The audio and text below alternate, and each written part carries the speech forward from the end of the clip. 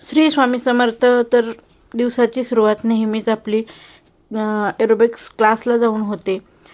ते म्हणतात ना, वयाच्या 30 नंतर समजतं की थोडासा व्यायामही शरीराला किती महत्त्वाचा आहे. बहुतेक ते समजले, त्यामुळं आता जातोय रोज कंटिन्यू. बघू किती दिवस होते हे.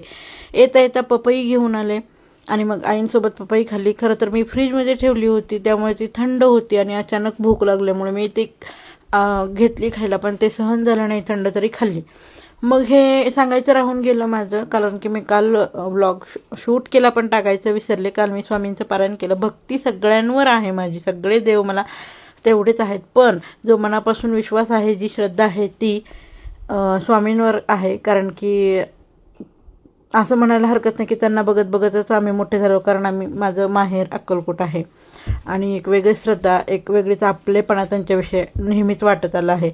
मग आम्ही गोल्यात गेलो होतो, त्यांचं थोडंसं काम होतं आणि सगळ्या दुकानातली गर्दी एकीकडे आणि ह्या पाणीपुरीच्या गाड्यांवर बायकांची गर्दी वेगळीच. काय आवडते सगळ्यांना पाणीपुरी काय माहिती, मला तर नाही आवडत. तुम्हाला आवडते का नक्की सांगा. घरी आलो, मग शेताकडून लिंब आणली होती, तर आई लिंबाचं लोणचं फक्त मॅरिनेट करून ठेवत होत्या. तिखट मीठ हळद जे लावतात ते बेसिक सगळं. मग आम्ही जेवण केलं. स्वामींसाठी प्रसाद बनवला होता, तो खाल्ला. काल खाल्ला नव्हता, खीर होती, दत्तजयंतीचा उपवास होता.